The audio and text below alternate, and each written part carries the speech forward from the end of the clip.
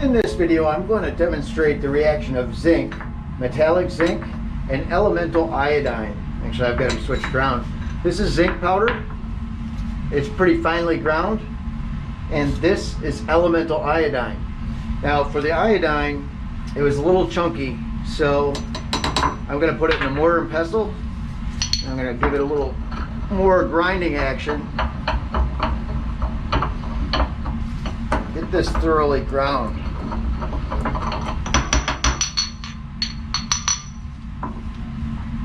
As you can see, it's pretty ground up right now. Spent a few minutes off camera grinding it already.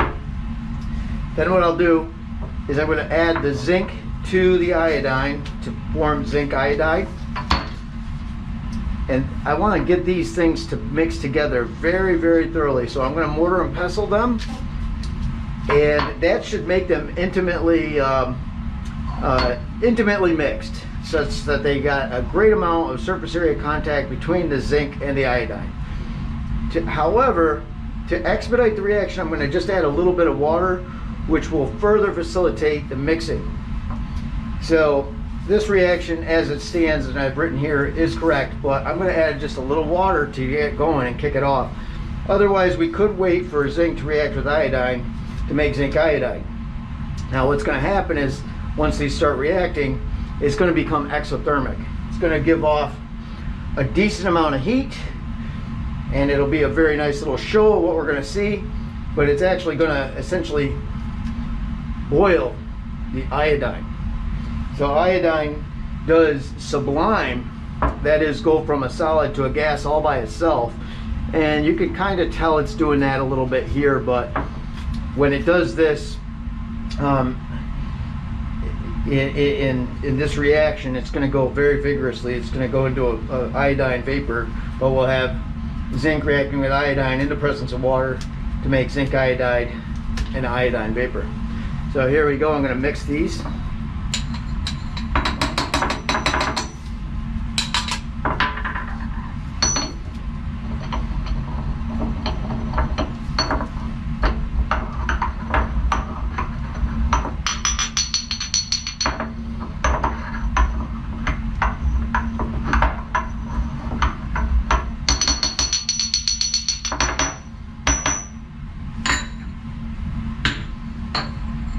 Now the compounds are thoroughly mixed, just to show here, very thoroughly mixed, and now the fireworks show is going to begin. Well, we'll see. A little water.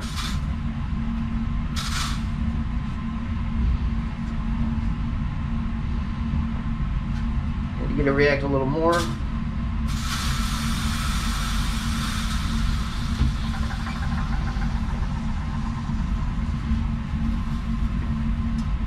And what we've got is a beautiful zinc iodide, and iodine vapor.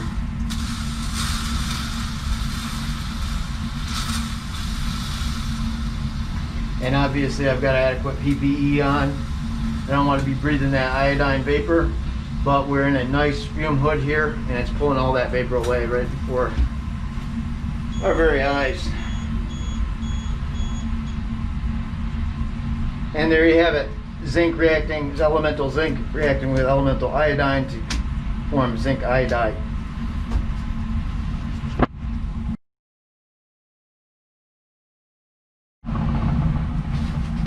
I'm going to provide a demonstration of a single displacement reaction. This is an example, one of many. In this experiment, I'm going to take silver nitrate as an aqueous solution and do a displacement reaction with zinc.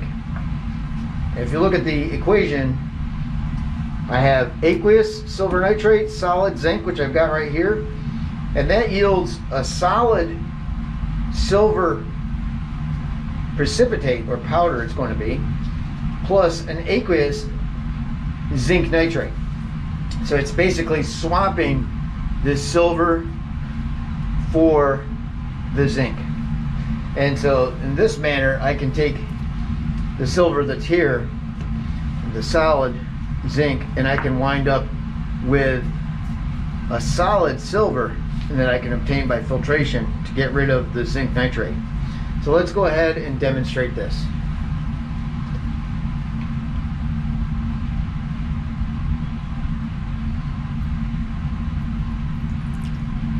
I'm going to give a strong excess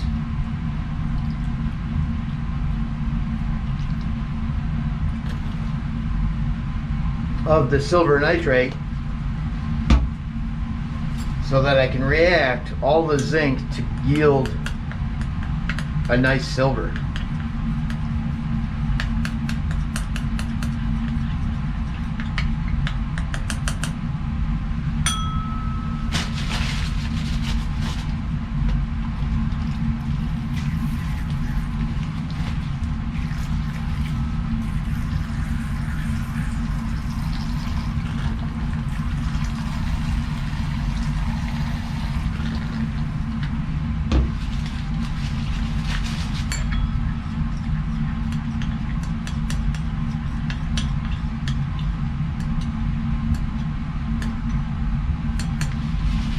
Gonna let that settle for a little bit.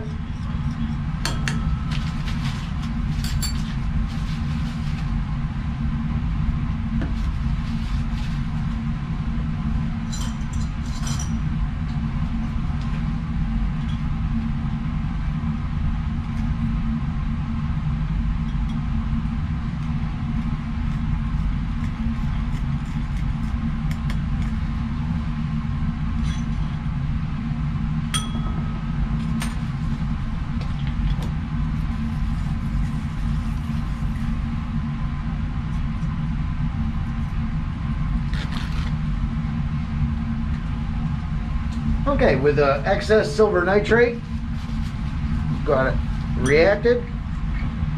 You can clearly see that there's a difference going on here. The chemical reaction has taken place. What I'll do now is attempt to isolate this by a filtration. So I just happen to have a filtration set up here, a vacuum pump.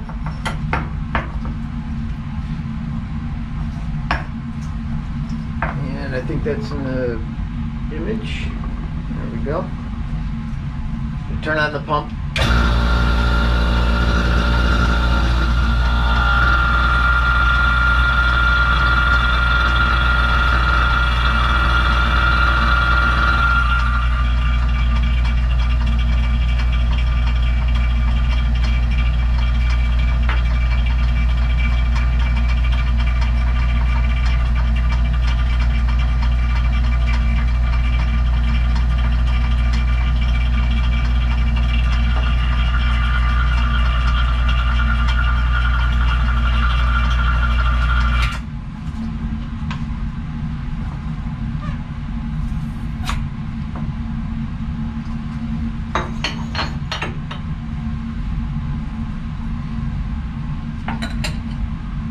And what we have here is silver. So there is a single displacement reaction demonstrated. Silver nitrate aqueous plus zinc solid gives a silver solid plus zinc nitrate single displacement reaction.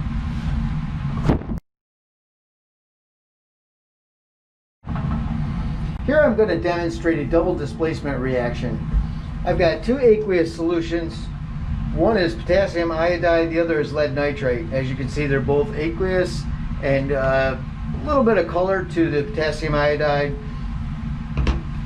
What we're going to do is react these two to produce an aqueous potassium nitrate plus a solid lead iodide.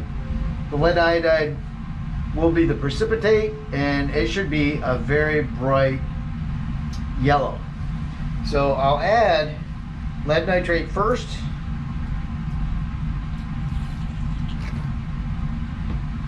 And when I go ahead and add the potassium iodide, it's going to precipitate quickly, as you can see, like a mustard yellow.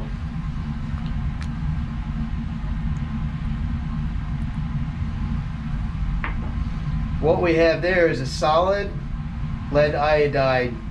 The aqueous portion is potassium nitrate. To isolate this solid, I'm going to filter it using a vacuum pump. I'm going to turn the vacuum pump on, wet the filter paper a little bit.